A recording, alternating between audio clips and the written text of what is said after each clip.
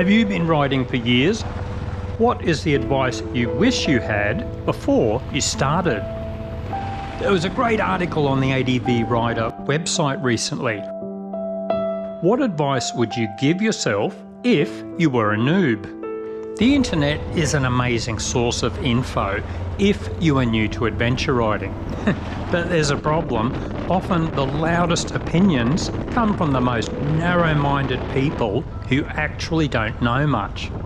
I'm probably one of them. So here are some basic tips from experienced riders. Ride your own ride. There are all sorts of factions, tribes and cliques in the adventure world. You must ride a KTM. You must ride a BMW. Your riding gear must cost at least $5,000 to be in the cool crowd. You need at least 800cc to be taken seriously. Adventure riders can be worse than religious fundamentalists in telling you what to think. Sure, listen to all the advice, but treat it with healthy skepticism. And in the end, just do what feels right for you. I'm too sexy for Milan, too sexy for Milan, New York and Japan. I'm too sexy for your party, too sexy for your party, no way I'm disco dance. A principle that many riders follow is it's 80% the rider, only 20% the bike. Some adventure riders spend crazy amounts of time discussing the best tyres, suspension setup, motorbike choice. These do make a difference, of course, but it's actually your riding ability that makes the biggest difference. But it's strange how rarely riders discuss ways to improve their riding technique.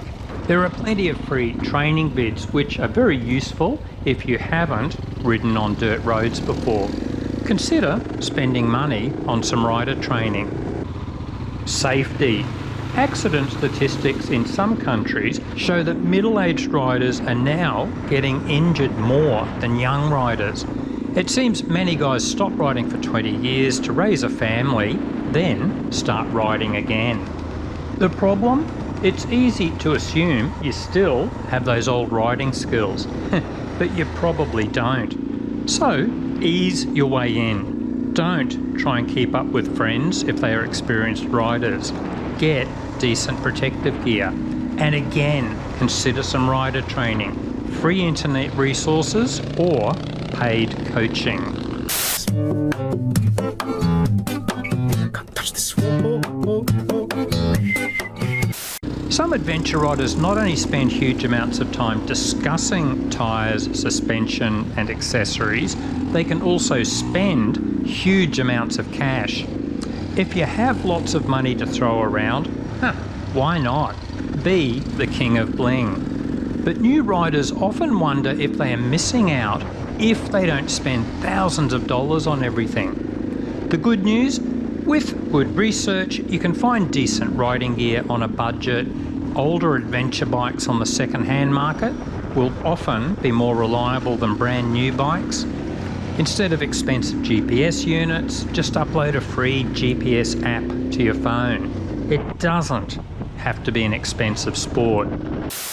These mods will turn you into a pro rider, give you firmer, longer-lasting erections for your camping tent, and attract the opposite sex. And a good chunk of the same sex too. Which bike to choose? You will get hundreds of opinions about this. Then after you buy the bike, 99 opinions telling you why you made the wrong choice. There are so many fundamentalists out there. Are you completely new to riding, or do you only have road riding experience? Consider starting on a smaller adventure bike. Many riders agree they started big and regretted their choice. Usually you will learn faster on a smaller bike.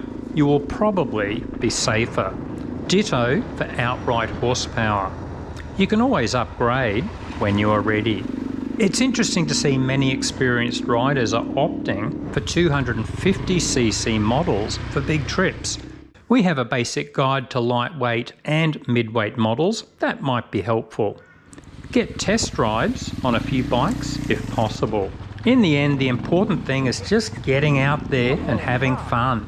Don't worry too much about making a mistake with your choice. Just pick your main criteria like weight, seat height, suspension and engine size. Don't get bogged down in the less important stuff. Stop deceiving yourself, fool. You aren't getting better. You won't get better until you buy a new bike with lots of bling. Which tyres to choose? As mentioned, ridiculous amounts of time are spent discussing this online. Generally, you just need to choose a tread pattern that suits your style of riding. And don't get too hung up about the massive range of choices you will have, or all the contradictory opinions riders will give you on each brand. Stop asking me about tires. Stop! I have no idea! No idea! It's a personal choice. We have a basic guide that might help. Personally, I think choosing the right air pressure plays an important role when you hit the dirt roads. We have a basic guide about this too. In conclusion, one of the responses to the ADV Rider article summed it up really well. Don't concern yourself with about what others think of you.